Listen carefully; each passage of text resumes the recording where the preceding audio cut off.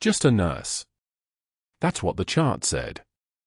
That's what everyone saw when Danielle Ross walked past them in the hallway. They didn't know her hands had held 17 soldiers together across 72 hours in Kandahar. They didn't know the unit patch sewn into her jacket lining was the last thing one Delta operator touched before the medevac lifted off. The pediatric ICU at Seattle General in Savannah hums at night like a living thing, ventilators breathing for small lungs, monitors beeping their mechanical lullabies, the occasional siren from the floor below rising and falling like a prayer. Danielle moves through these corridors at 11:06 p.m. with the kind of invisibility that only comes from 3 years of perfect stillness. No complaints. No questions. No presence that ripples the water. Her badge swings against her ribs as she walks, the laminated photo showing a woman with shorter hair and different eyes. Different name too. That woman doesn't exist anymore. The night shift at pediatric ICU means the fluorescent lights feel harsher, the shadows longer, the silence more fragile. Most of the staff knows Danielle only as someone who shows up, does her job, and disappears into the supply room when there's downtime. They know she worked at rural clinics before Seattle General, that's what her employment history says. 3 years at Morrison County Clinic. 2 years at Riverside Community Health. All of it fabricated. All of it carefully constructed by someone with access to federal records and the kind of authority that erases real ones. She doesn't think about that now. She never thinks about that during shifts. Room 347 is at the end of the pediatric corridor, past the neonatal ward, past the trauma observation rooms. Danielle pushes the door open quietly and steps into a space that smells like antiseptic and the particular staleness of recycled hospital air. The child in the bed is 8 years old. Her name is Emma Calloway. She's blind in her right eye, has been since a genetic condition called retinal dystrophy was diagnosed 4 years ago. 3 weeks ago, vision started failing in her left eye too. The specialist said it was progression of the same condition. Irreversible. Terminal vision loss. They said it with the kind of certainty that sounds like permanence. Emma sleeps with her head turned slightly to the side, her breathing regular through the nasal cannula delivering oxygen at 2 liters per minute. Her chart lies open on the bedside table. Danielle picks it up, moving with the economy of motion that comes from a decade of working in spaces where sound carries like a weapon. She reads. Intake notes. Neurology consult. Imaging reports. And then something catches in her chest, a small hitch, barely perceptible, the kind that only happens when muscle memory recognizes a pattern. The admission form lists a father. Major Vincent Calloway. Special Forces. The name sits on the paper like a live round. Danielle's jaw tightens. Not visibly. Just a microscopic clench that someone would only notice if they'd been trained to notice it. She sets the chart down and reaches into her scrub pocket where her fingers find the fabric they've touched 10,000 times. The unit patch. Faded now, the embroidered wings barely visible. 160th saw. Night Stalkers. She doesn't take it out. She just touches it through the pocket fabric, feeling the fraying edges where fingers have worn it thin. The patch is the size of a postage stamp. It's the most dangerous thing she owns. She takes a breath. Counts to 4 on the inhale. Holds for 4. 4 on the exhale. The kind of breathing they teach you when you're learning to shoot under stress, when you're learning to think while your body is trying to shut down. Emma Calloway stirs slightly in her sleep but doesn't wake. Danielle reads the chart again, slower this time. Medication logs. Dosing schedules. Administered treatments. And there it is again, the thing that made her hand pause. The entries don't match. Dr. Marcus Mercer ordered for dexamethasone for inflammation reduction, 6 mg daily, documented clearly in the physician's orders. But the medication administration record shows 3 mg given on 3 separate occasions over the past 10 days. The other 9 mg, missing. Not signed off as refused. Not documented as held. Just gone. The discrepancy is small enough to miss if you're tired, if you're rushing, if you're one of the dozen nurses handling this unit tonight. But Danielle doesn't miss things. That's not how she was trained. That's not what Captain Danielle Ross does. She photographs the entries in her mind, the exact dates, the dosing times, the initials of the nurse who signed off on administrations that never happened. Or administrations that happened at a different dose. She flips through the rest of Emma's chart. Neuroimaging reports. The MRI from 3 days ago shows elevated intracranial pressure that the radiologist notes as within normal limits for pediatric presentation. Normal limits. The words sit wrong. A blind child developing vision loss in her remaining functional eye while intracranial pressure rises. Those things don't sit together in normal. Those things sit together in emergency. Those things sit together in the kind of crisis that Danielle's hands remember how to handle even though her brain is trying very hard to forget. The nurse's station is quiet when she leaves room 347. The main monitors display 6 beds, 6 small shapes in different stages of fragile. She settles into the rolling chair at the charting station and pulls up the medication management system. Her fingers move across the keyboard with practiced routine.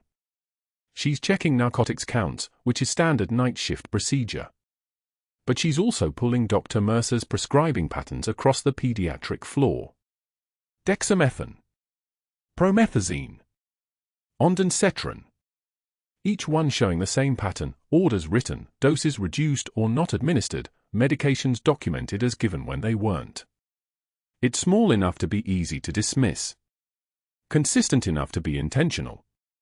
At 12:34 a.m., the elevator doors open down the corridor. Danielle doesn't look up. She doesn't need to. She hears the footsteps, Italian leather shoes, probably Alan Edmonds, the kind that cost more than Danielle's monthly rent. The gait is unhurried. Confident. The sound of someone who has never once doubted that they belong in a room. Dr. Mercer moves through the pediatric ICU like he owns it, because in a meaningful sense, he does. Chief of Pediatric Neurology. 23 years at Seattle General. Published researcher. Insurance panel member. The kind of doctor who gets asked to speak at conferences and gets his picture in the hospital newsletter. The kind of doctor who nobody questions. He glances at Danielle as he passes the nurse's station. Not sees her. Glances past her, the way you glance past furniture. She's a detail in the room, not a person in it. He moves toward room 347 without stopping to speak. Danielle's eyes follow him for exactly 2 seconds, then return to the monitor. Her shoulders remain level. Her breathing stays steady. The only sign of anything at all is that her fingers pause briefly above the keyboard before resuming their navigation of the medication database. The discrepancies in Emma Calloway's medications could mean several things. It could mean Danielle misread the chart. It could mean there's a documentation error, medications were given at the documented dose and the orders were simply written incorrectly. It could mean a dozen things that don't add up to anything. But in Danielle's experience, discrepancies between what a doctor orders and what actually gets administered to a patient fall into 2 categories, human error, or something else. And Dr. Mercer's pattern isn't scattered enough for human error. It's too consistent. Too uniform. Too profitable looking. She pulls up his billing documentation. This requires logging into a different system, a system nurses technically aren't supposed to access without explicit permission. But Seattle General's access controls were designed by people who assumed nurses would follow protocol, and Danielle learned systems access in a context where protocol was less important than mission completion. She navigates quietly. No alerts. No flags. Just a nurse reviewing standard documentation. The billing codes match the orders, not the administrations. Dexamethasone 6 mg billed to insurance. But 3 mg given to the patient. The difference is money. The difference is systematic. The difference is probably felony fraud. Danielle closes the system. She sits back in the chair. She counts to 4 again on the inhale, holds for 4, releases for 4. The pediatric ICU continues its mechanical humming around her. Somewhere down the hall, a child cries, thin and high and frightened in the way that children do when their body is sick and they don't have words for it. The monitors beep.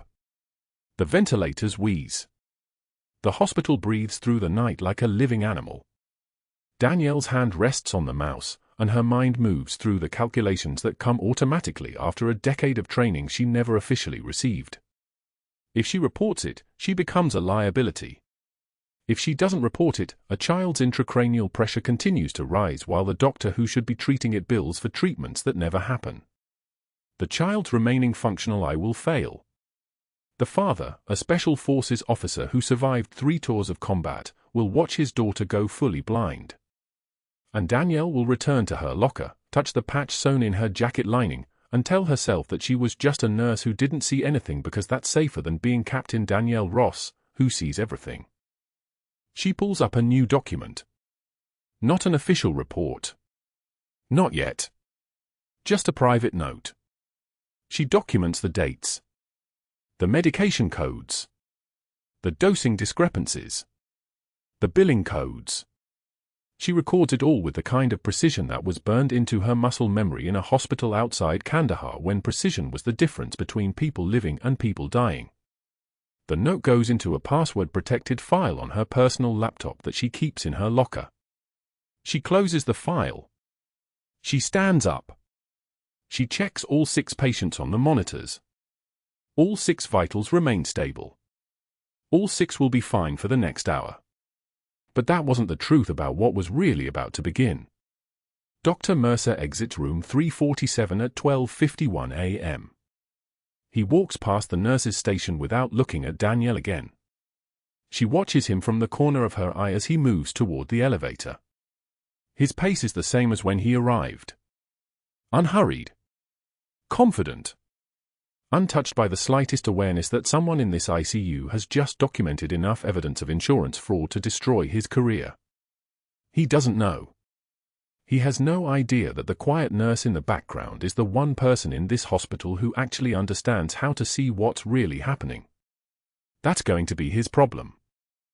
Thursday morning arrived with the kind of fluorescent harshness that made everything look like a crime scene. 20 residents crowded into the conference room on the 4th floor of Seattle General, their notebooks open, their eyes fixed on Dr. Mercer as he moved through the weekly grand rounds like a conductor leading an orchestra. Danielle stood in the back, against the wall where she'd learned long ago to position herself, visible but not prominent, present but not present. Her badge hung from a lanyard next to a faded unit patch she kept sewn inside her jacket lining, hidden from every eye in this room except her own. Dr. Mercer held up a chart. Danielle recognized it immediately. Her own handwriting. Emma Calloway's file. This, Mercer announced, his voice pitched to carry authority, is the kind of sloppy documentation that kills patients. He tapped the pages with one finger, a gesture designed to draw every resident's attention. Danielle here, he glanced toward the back of the room, letting his gaze find her, comes to us from several rural clinics before joining our team. Rural facilities have different standards, I'm sure. But this is Seattle General. This is a teaching hospital. He turned back to the residents, allowing a thin smile. When you're working night shift in the middle of nowhere, perhaps details slip. But at this institution, we document with precision. We document because lives depend on it. Danielle's jaw tightened. Just a micro movement, almost invisible. Her hands remained clasped behind her back, steady as concrete. Her breathing didn't change. She'd been insulted by experts, men with weapons, men with authority, men whose words carried actual consequences. A doctor's condescension in front of residents felt like watching someone try to intimidate a glacier. She maintained eye contact until Mercer looked away first. Then she turned and walked out at normal pace, her limp more pronounced under the fluorescent lights, that small injury she'd collected in Kandahar, the one that never fully healed, the one that made her look more vulnerable than she actually was. Which was useful. Vulnerability was camouflage. The hallway swallowed her whole. She continued toward the stairwell, each step measured, controlled. Not running. Never running. That was how you told the predators from the prey. The prey panicked. The predators moved with purpose. 3 days crawled past. Monday. Tuesday. Wednesday. The vending machine on the 3rd floor hummed its mechanical song, a sound like the world's smallest helicopter. Danielle inserted coins for black coffee during her break, muscle memory governing each movement. Insert. Select. Retrieve. She'd done this exact sequence 10,000 times, in field hospitals, in stateside clinics, in places that officially never existed. A vending machine was just a vending machine. Unless it wasn't. Dr. Mercer materialized beside her like a thought she hadn't invited. Danielle. His voice carried the texture of smooth gravel. Or should I keep asking, did you actually finish high school, or did those rural clinics not check? 2 orderlies paused their conversation nearby, suddenly very interested in the bulletin board. The comment was loud enough for them to hear. That was the point. Humiliation worked best as an audience sport. Danielle inserted another coin and selected black coffee again. Emma Calloway's MRI results came back Tuesday, she said, her voice level as a flat line. I'd like to review them. Mercer stepped closer. His presence changed the air pressure in the small space between the vending machine and the wall. Not from physical size, from something else. The kind of authority that came from institutional power, from knowing that the hospital president took his calls, that the board listened when he spoke, that a nurse with a fabricated employment history had no leverage at all. You want to review diagnostic imaging? His smile looked like something carved from marble. Are you practicing medicine without a license? Because I can have security escort you out right now if you're confused about your scope of practice. Danielle's knuckles whitened around the coffee cup for exactly 2 seconds. The pressure built behind her eyes the way it used to before fieldwork, not fear. Restraint. The trembling wasn't fear. It was the effort of keeping her hand still when they knew how to do very different things. Then she released the breath she'd been holding. Understood, she said. Quiet. Steady. She walked past him to the stairwell, her jaw tight enough to crack teeth, and climbed to the 5th floor where she could sit in the break room alone and let her hands shake where nobody could see them. At the nurse's station that evening, a resident whispered to another, he calls her clipboard, because that's all she's qualified to carry. The nickname spread like an infection through the hospital, a small thing, a stupid thing, the kind of thing that was supposed to burrow into your skin and live there. The medical students added it to their own vocabulary. A few nurses started using it too, the ones who understood that mocking the quiet person was a survival strategy, a way of declaring allegiance to whoever held power. Danielle didn't react. Not publicly. That was discipline. That night, sitting alone in her car in the parking garage level B3, she let the discipline fracture. 40 minutes she sat there, engine off, hands on the steering wheel. Her jaw remained clenched. Her breathing remained controlled. But her mind broke like ice under spring thaw. They were testing her. Mercer was escalating, moving from social humiliation to institutional threats, using the hospital structure as a weapon. He knew she was asking questions about the billing. He knew she was looking at his treatment protocols. He was removing her access before she could gather more evidence. And he was winning because she had to sit still and take it. She'd held a field thoracotomy knife between her ribs and kept working. She'd pressed gauze against wounds and kept talking to dying soldiers to keep them conscious. She'd made decisions that saved lives and buried them so deep no official record existed. She could survive institutional humiliation from a man in a $3,000 suit. Except the child. Emma. That was the difference. This wasn't about survival. This was about a blind 8-year-old girl whose father carried a unit patch that matched the one Danielle kept hidden in her jacket lining, whose medical chart showed signs of an intracranial bleed that Mercer had dismissed as developmental variation, whose one remaining functional eye was slowly dying because her doctor was more interested in billing codes than diagnosis. Danielle started the engine and drove home through rain that fell like judgment. Tuesday night shifted into Wednesday morning, that hour where the hospital belonged to no one, where the night shift staff worked in the bubble of controlled chaos that existed between midnight and dawn. Danielle reviewed Emma's chart at 11:27 p.m., cross-referencing Dr. Mercer's billing codes against the actual medication administration records. The experimental treatments, $55,000 per course, billed to military insurance, showed no corresponding pharmacy requisitions. No syringes pulled. No for-pushes documented. No evidence that the drugs had ever existed in Emma's bloodstream. She photographed 3 pages with her phone. Insurance fraud. Theft. The kind of crime that ended careers because it hurt people systematically, mathematically, with the cold precision of a spreadsheet. At 1:33 a.m., Emma's monitor alarm sounded. The sound cut through the quiet like a knife. Danielle moved before conscious thought, her hands already registering what the numbers meant. Emma's heart rate climbing, 145, 158, 162, and her one partially functional eye showing a blown pupil, fixed and unresponsive. Danielle entered room 347 to find Major Vincent Calloway asleep in the chair beside his daughter's bed, his Special Forces unit patch visible on his jacket, the same unit patch that had led Danielle's son through 3 tours in Kandahar before the extraction, before the erasure, before she became someone else entirely. She touched the faded patch hidden in her jacket lining. "I'm paging neurosurgery," Danielle said, her voice already transformed, already dropping into that lower register where command lived. "Etta." The charge nurse appeared in the doorway, panic blooming across her face. 20 minutes. He's stuck across town. Mercer isn't answering his pager. Emma's second pupil dilated and fixed. Both eyes blown.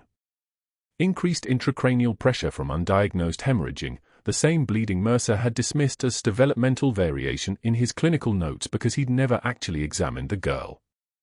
He was too busy billing for treatments he never administered to notice that his patient was bleeding out inside her own skull. 6 minutes. That was the window before irreversible brain damage. The charge nurse said, "Surgeon says stabilize and wait." Danielle looked at Emma's monitor, then at the child's face, then at Major Calloway sleeping in that chair with his unit patch visible like a prayer.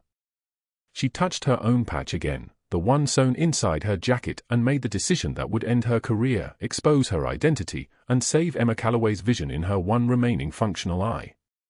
She walked to the supply room and retrieved the orthopedic drill kit. "Call administration," she told the charge nurse, her voice pitched low and absolute. "Tell them Captain Ross is performing an emergency burr hole drainage." The charge nurse stared at her like she'd spoken a language that didn't exist. "Captain." Danielle didn't answer.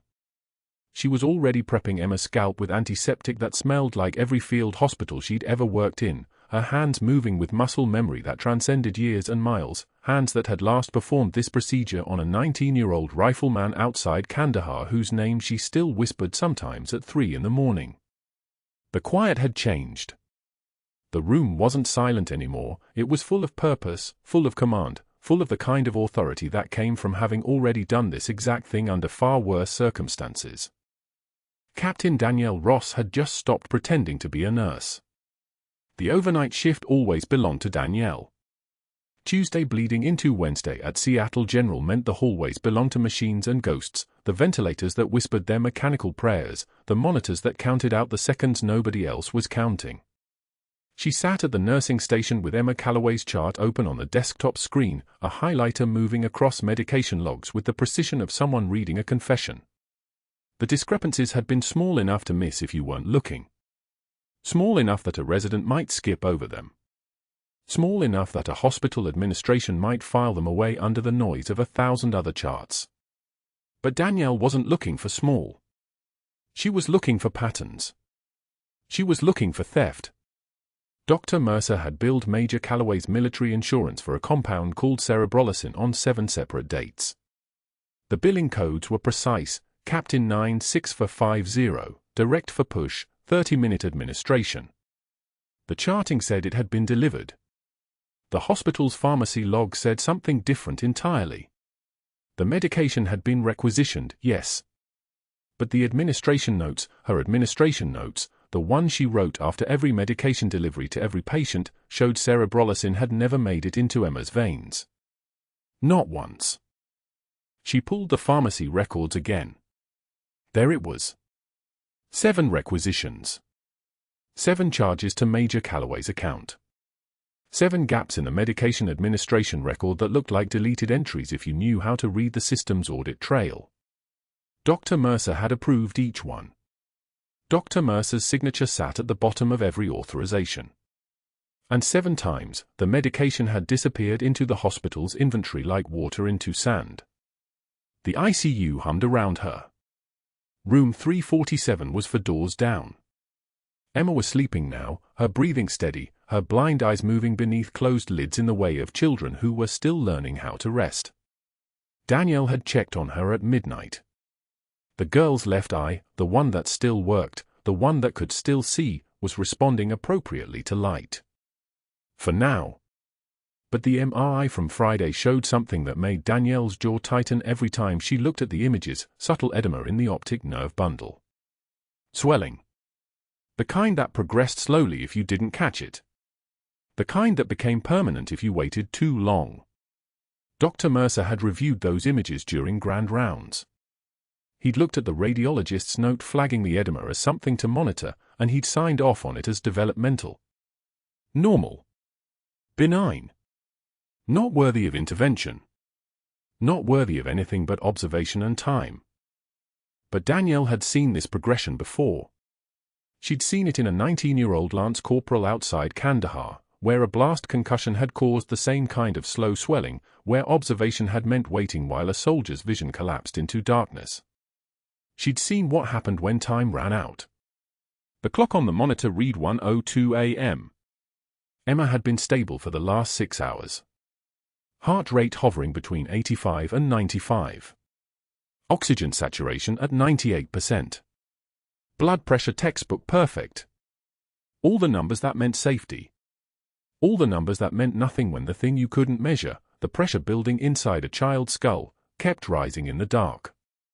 Danielle pulled up the computed tomography scan from Emma's admission 3 weeks ago. Then the MRI from Friday. Then the progression chart Dr. Mercer had marked as benign. She opened a document on her personal tablet and started writing. Not in her charting voice. In the voice of someone who had stood in a field hospital with 17 wounded soldiers and made decisions that meant the difference between sight and blindness, between death and the kind of living that came after trauma. She documented everything. The timeline of the edema. The billing fraud that meant Emma hadn't received the medications that might have slowed the swelling. The dismissal during grand rounds when she'd tried to ask about the pattern. The threat at the vending machine when she'd gotten too close to the truth. She wrote it all down in a document that would never be official because she knew exactly what happened to official documentation when it threatened someone like Dr. Mercer. It disappeared, or it got buried, or it got labeled as the concern of someone who didn't understand the system. Someone who was just a nurse. She was still writing at 1:59 a.m. when Emma started screaming. The sound came from room 347 like an alarm nobody had coded into the monitors. High. Piercing. The sound of a child's body experiencing pain that made no sense because there was nothing visible to cause it. Danielle was moving before her brain had caught up to the information, her body standing, her legs crossing the distance from the nursing station to the ICU room in seconds that felt like muscle memory responding to a call her conscious mind hadn't fully registered yet. Emma was convulsing in the bed. Not the small, localized seizures of a child with controlled epilepsy. This was something else. This was her entire body arching off the mattress, her arms locked, her blind eye rolling backward while the seeing eye's pupil began to dilate wide enough to swallow light. The heart monitor screamed out a rhythm climbing past 140, 150, 160. The blood pressure cuff cycled up to readings that meant something was crashing inside her skull. Something was pressing down on the brain stem. Something was killing her in real time. Danielle pressed the code button without thinking. The words came out flat, professional, empty of every instinct screaming inside her to move faster. Room 347. Seizure activity. Probable increased intracranial pressure. Get Dr. Mercer. Get the on-call surgeon. Now. The next words that came out of her mouth were not in her civilian voice. The civilian voice was gone. The voice that came out was the one that had barked orders in a field hospital 20 miles from the Hindu Kush, where a soldier was bleeding out faster than an A4 could replace the volume, where hesitation was a luxury nobody could afford. Get me the equipment from orthopedics. The sterile hand drill. Now. Not in 2 minutes. Now. The resident stood frozen in the doorway. The nursing student who'd been watching the monitors stood frozen too. It wasn't a request. It was a command. The kind of command that came from someone who had already done the impossible and lived to do it again. Danielle moved to Emma's side and placed her hands on the child's temples, one palm on each side of her skull, feeling for the bone landmarks beneath the skin. 2 centimeters above the left eyebrow. 1.5 centimeters inward from the midline. The temporal bone.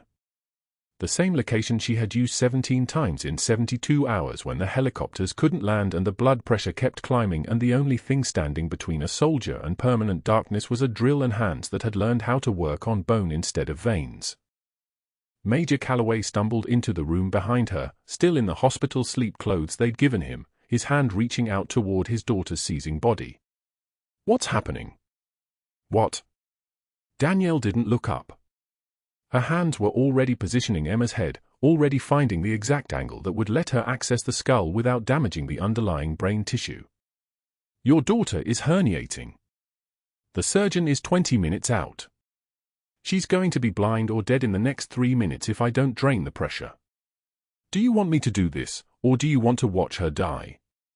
It wasn't a question. The major's jaw locked. He nodded once. The orthopedic drill arrived in someone's hands, a nurse she didn't know, moving faster than fear could follow. Danielle took it without breaking her focus on Emma's skull.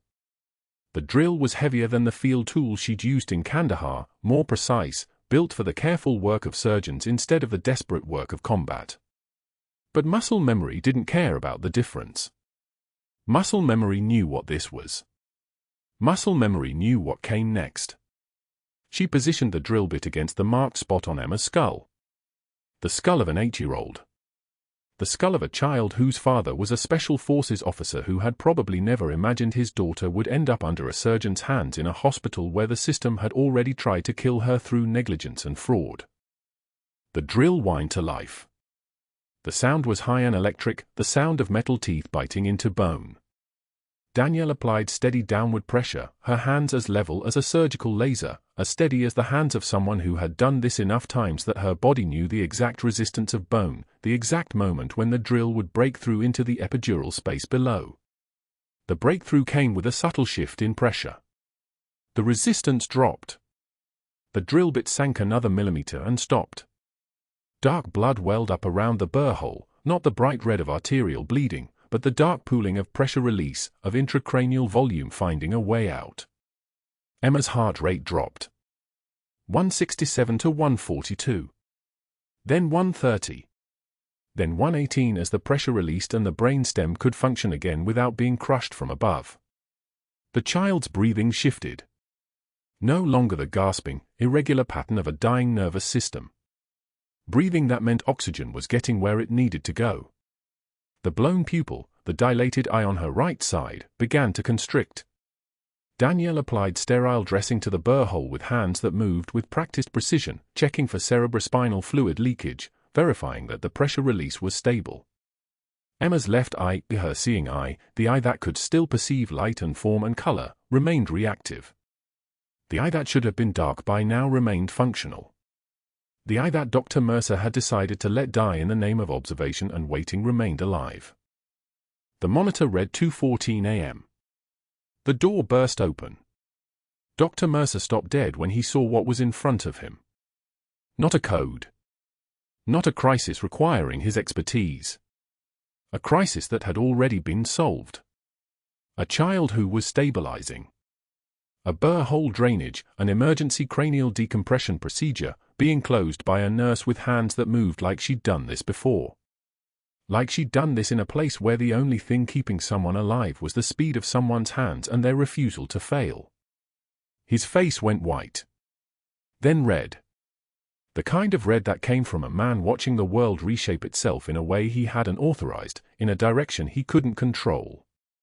Dr. Mercer pulled his phone from his pocket before he even approached Emma's bedside. Before he examined the child. Before he checked a single vital sign or reviewed what had just happened. He stepped back into the hallway, and Danielle heard the first number being dialed. She heard the hospital president's extension being rung at 2:17 a.m. on a Wednesday morning. She heard Dr. Mercer's voice, tight and controlled and furious, saying things like unauthorized surgical procedure, no credentials, liability exposure, immediate termination.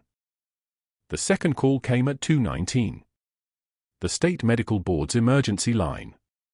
An after-hours message that would wake someone up at home, would make someone start a file, would begin the machinery that turned nursing licenses into revoked credentials and criminal investigations into medical fraud. The third call came at 2:21. A lawyer who apparently had his personal cell number saved, a lawyer who sat on the hospital's compliance committee, a lawyer who was now being told about a pattern of insubordination and dangerous delusions of medical authority and liability that was about to consume the hospital if the right people weren't called right now. Danielle finished closing Emma's burr-hole with the kind of care that came from knowing exactly how long she had left before the system swallowed her whole. The child's vitals stayed stable. The pressure release held.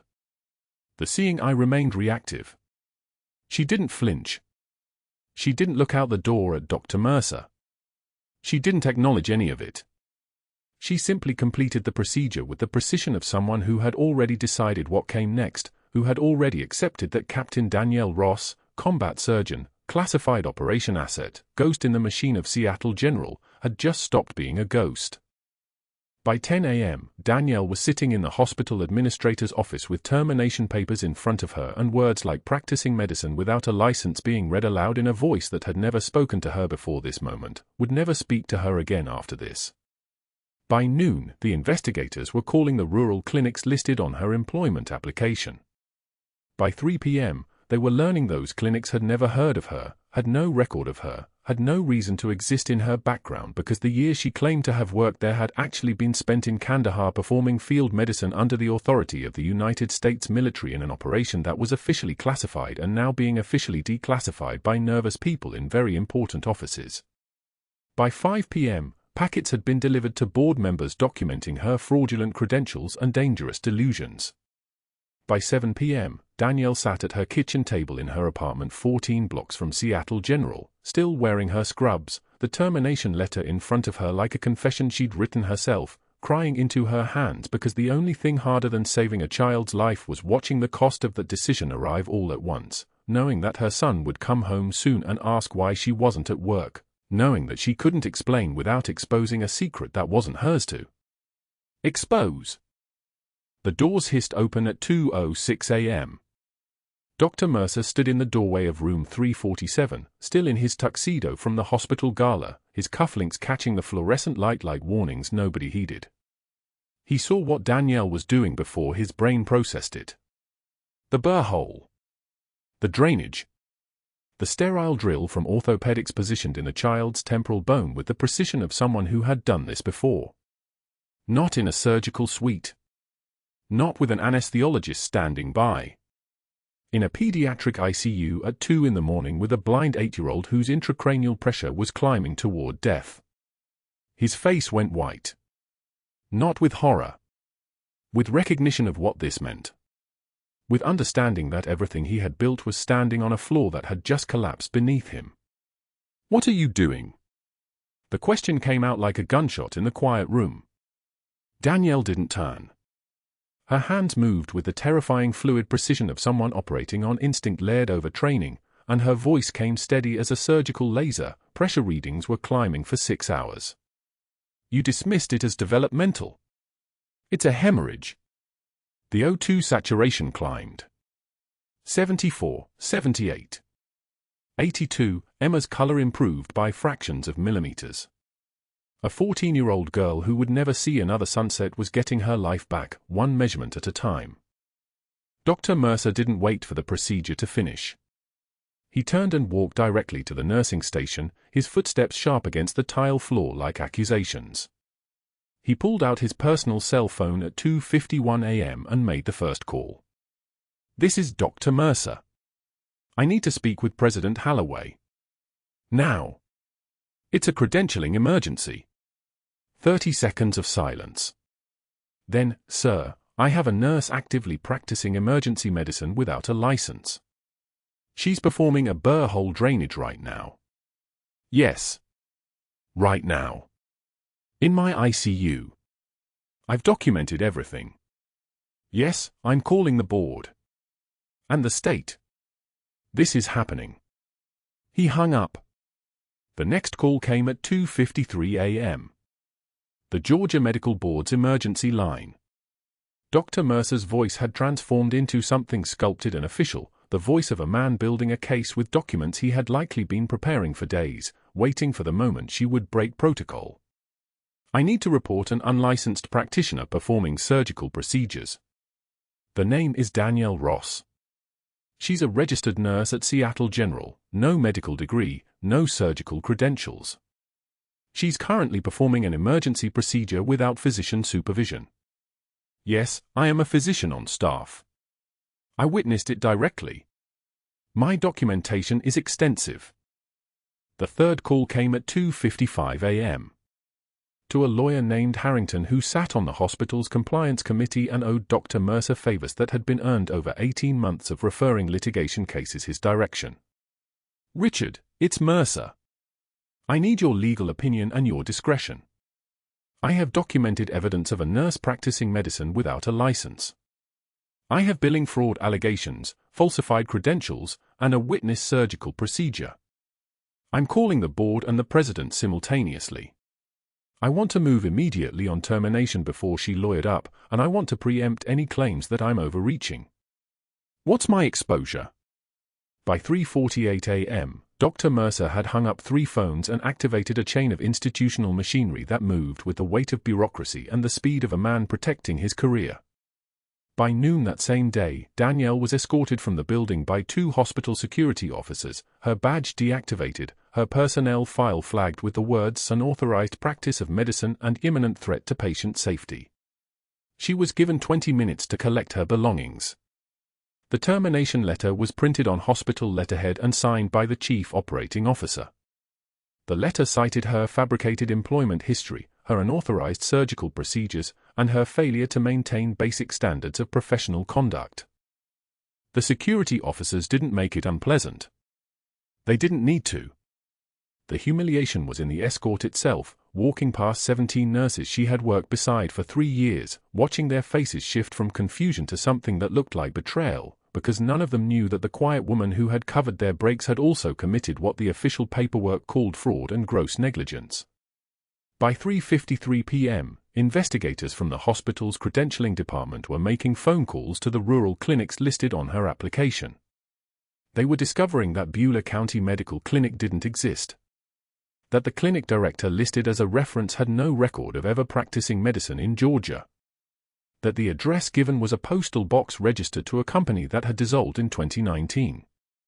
By 5:15 p.m., board members began receiving packets by courier. 7 packets.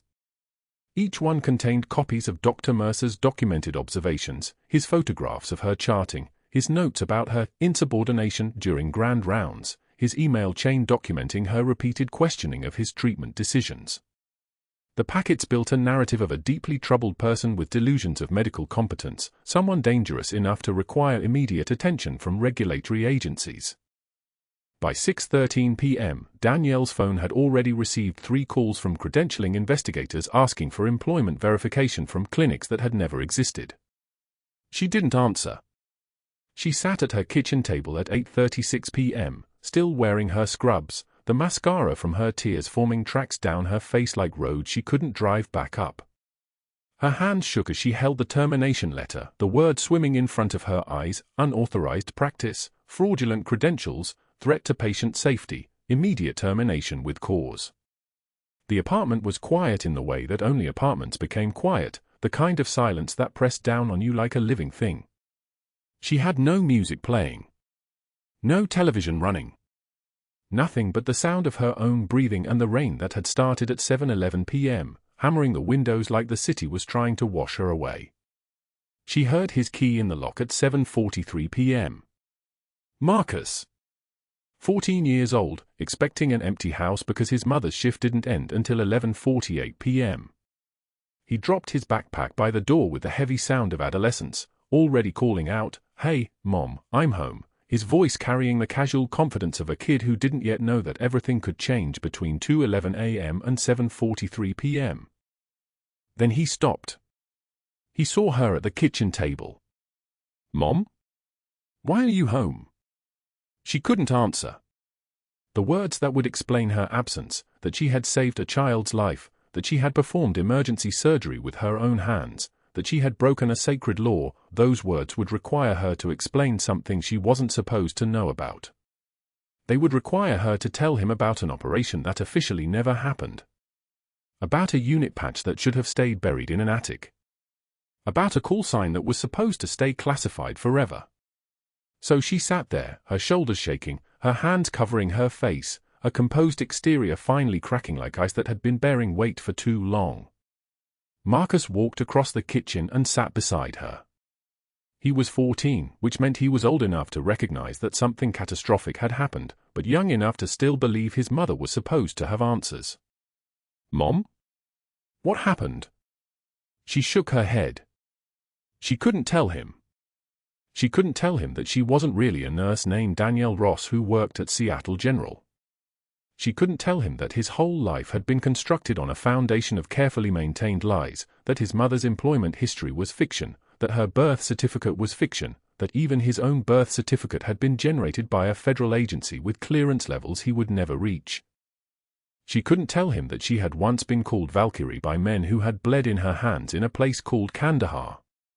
She couldn't tell him that she had chosen a new life, a quiet life, a life where nobody knew her name, specifically so that he would never have to carry the weight of who she actually was.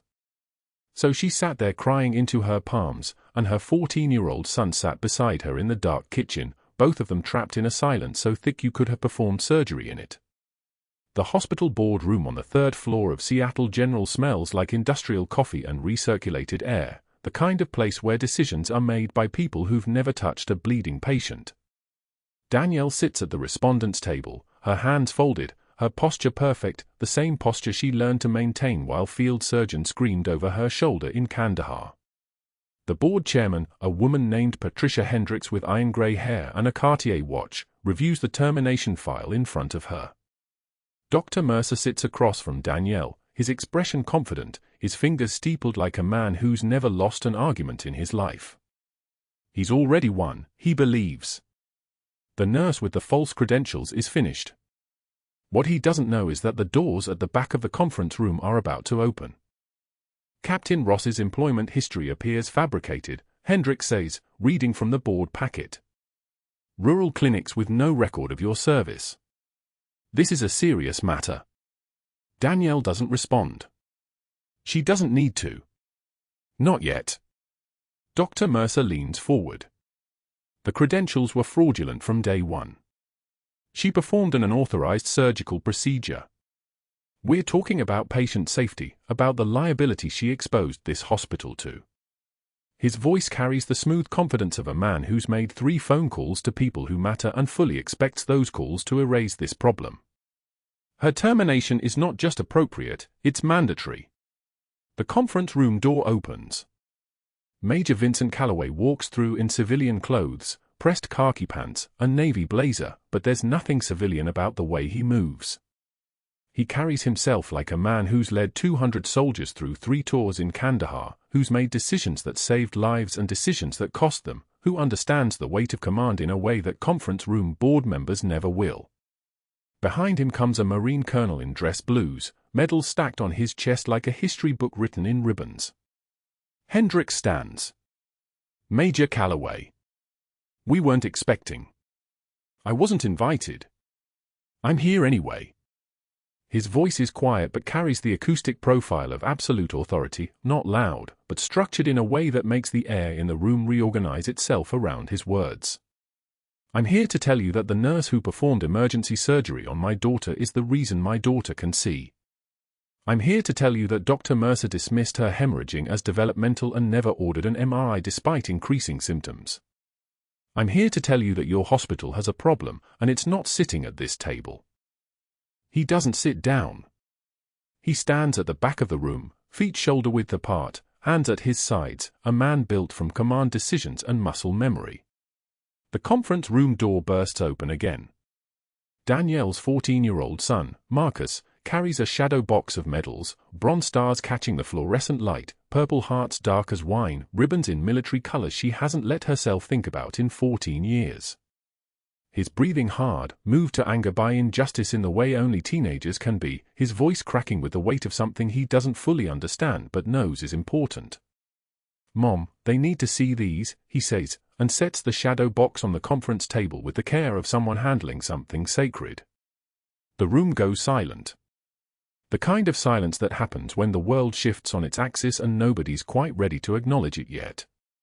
The Marine colonel steps forward. He's in his 60s, with the bearing of someone who's spent for decades in a system that teaches you to measure worth in terms of service. He looks at the shadow box, then he looks at Danielle, and something in his face changes, recognition, the kind that comes from knowing exactly what you're looking at. He picks up the citation card, reads it aloud, his voice filling the space like a command. Captain Danielle Ross. For extraordinary heroism during combat operations in Kandahar province, where she performed field surgery under direct fire, saving 17 lives over 72 hours. 17 lives. 72 hours.